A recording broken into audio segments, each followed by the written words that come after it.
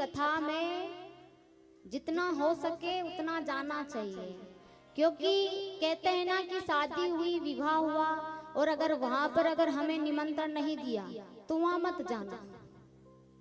जहाँ पर विवाह होता है अगर वहाँ हमें आमंत्रित नहीं किया तो नहीं जाना चाहिए, क्योंकि वहाँ तो ऐसा है कि भैया सबको बुलाया और हमें बुलाया नहीं, तो वहाँ तो अपने लिए ही अपमानजनक बात हो जाती है कि बिन बुलाए मेहमान की तरह अपन चले जाते हैं, है ना। लेकिन जहाँ पर हरि की कथा होती है ना, हरि के भजन होते हैं, वहाँ चाहे आपको आमंत्रित करे या ना करे, लेकिन वहाँ तो सत्संग में तो बिन बुलाए ही जाना चाहिए। चाहे सत्संग कहीं भी हो रहा हो, वहाँ चाहे समिति करवाए या एक व्यक्ति करवाए, चाहे कोई भी करवाए, सत्संग में तो बिन बुलाए भी अगर हमें कोई निमंत्रण ना भी भेजे ना, तो भी हरि की कथा में तो बिन बुलाए ही जाना चाहिए। क्योंकि हम केवल किसके लिए जाते हैं? भगवान के लिए। कहते हैं ना कि शादी में हम जाते हैं तो दूल्हा दुल्हन के देखने के लिए जाते हैं, दूल्हे और दुल्हन को देखने जाते हैं, लेकिन वहां हमें भगवान नहीं मिलते हैं, वहां पर हमें भगवान नहीं मिलते हैं। भगवान कहाँ मिलते हैं? हरि की कथा में, हरि के भजन में, वहां हमें भगवान मिलते हैं। जैसे कि हमने कल आपको बताया था कि राम नाम, कृष्ण नाम, यही हमारे लिए सबसे बड़ा धन है। इसके अलावा हमारे लिए कोई सा भी धन बड़ा नहीं है। इस दुनिया में ऐसा कोई प्राणी नहीं है महाराज की जो सुखी है।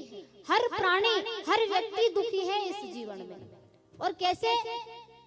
वो कहते हैं ना कि कोई तन दुखी, कोई मन दुखी, कोई धन बिन रहत उदास, कि कोई तन दुखी, कोई मन दुखी, कोई धन बिन रहत उदास, और थोड़े थोड़े सब दुखी, लेकिन सुखी राम के दास।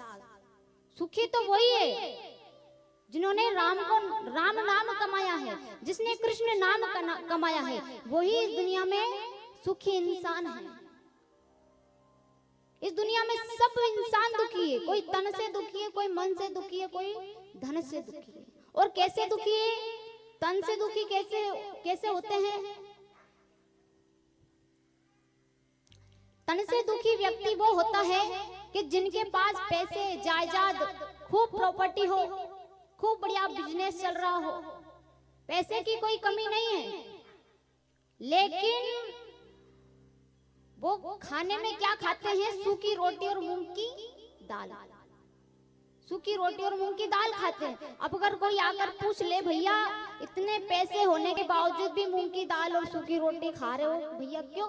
अरे भैया क्या बताए, डॉक्टर ने मना किया है घी खाने के लिए, ब्लड प्रेशर हाई हो जाएगा, शुगर बढ़ जाएगी, मिठाई खा लूंगा, गुलाब जामुन खा लूंगा, तो है ना। तो वो तन से दुखी है। पैसे बहुत है, धन बहुत है, धन की कोई कमी नहीं है, लेकिन वो खा नहीं पाता, वो उसकी मर्जी से कुछ खा नहीं पाता है। वो सोचता है कि अगर ये धन से अगर मैंने कुछ खा लिया तो समझ लो कि मैं मर ही जाऊंगा, इससे अच्छा तो कम से कम वो धन किस काम का जो अपने खाने पीने में ही ना लगे, वो धन भी किस काम का? अब वो धन को देख देख के जी रहे हैं और मूंग की दाल और रोटी खा रहे हैं, तो धन किस काम का? तो वो व्यक्ति तन से दुखी है। धन दौलत सब कुछ होने के बावजूद भी वो तन से दुखी है। मन से दुखी प्राणी कौन होता है? मन से दुखी वो होता है कि उसके पास भी धन दौलत, जायदाद, प्रॉपर्टी सब कुछ है, खूब धन दौलत है उसके पास। अब वो व्यक्ति ये सोचता है कि मैं अपने इकलौते बेटे का विवाह बढ़िया अच्छे ऊंचे खानदान में करूंगा, सबसे ऊंचे खानदान में करूंगा, लेकिन पता चलता है कि घर का बेटा ही घर की नौकरानी को लेकर ही भाग गया, तो बताओ महाराज, वो तो मन से दुखी हो गया। धन दौलत जायदाद सब कुछ है और इकलौता बेटा है, सोचा कि बेटे का विवाह अच्छे ऊंचे खानदान में करूंगा, लेकिन बेटे ने तो घर की नौकरानी से विवाह कर लिया, तो मन से दुखी है। समाज में जाएंगे तो भैया क्या मुंह दिखाएंगे? घर का बेटा जो था नौकरानी को लेकर भाग गया, तो मन से दुखी है। सब कुछ है, धन की कोई कमी नहीं है, धन से भी सुखी है, लेकिन वो मन से दुखी है। और धन से दुखी कौन है? धन से दुखी प्राणी वही है, सुबह कमाया, रात को आकर खा लिया, मिल गया तो खा लिया, नहीं मिला तो कोई बात नहीं, भूखे ही सो गए। वो धन से दुखी है, सबको धन दिया लेकिन उनको धन नहीं दिया। वो कमाते खाते हैं, मिल गया तो खा लिया, नहीं मिला तो कोई बात नहीं। तन से भी दुखी है, तन से भी सुखी है, मन से भी सुखी है, लेकिन वो धन से दुखी है, वो धन से दुखी है, उनके पास धन नहीं है। लेकिन इस दुनिया में, संसार में तन मन धन सब कुछ छोड़कर जो सुखी इंसान है ना, वो है राम का दास।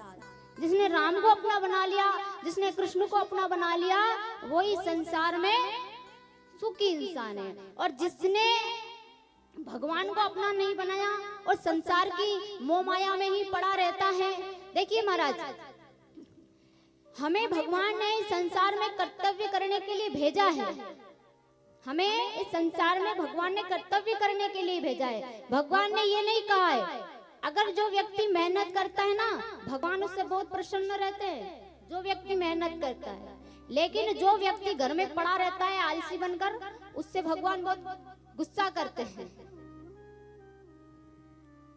भगवान उससे बहुत गुस्सा करते हैं। भगवान मेहनत करने वाले से बहुत प्रसन्न रहते हैं, क्योंकि भगवान ने हमें इस धरती पर कर्तव्य करने के लिए ही तो भेजा है। हम कर्तव्य नहीं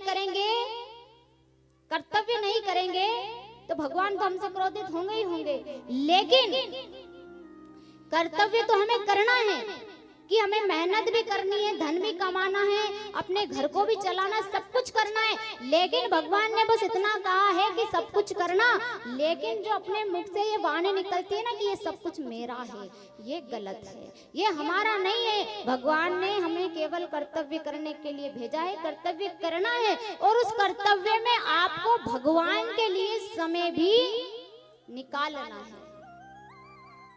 कहते हैं महाराज कि जो जानवर रहते हैं ना, जैसे कुत्ते को आप देख लीजिए,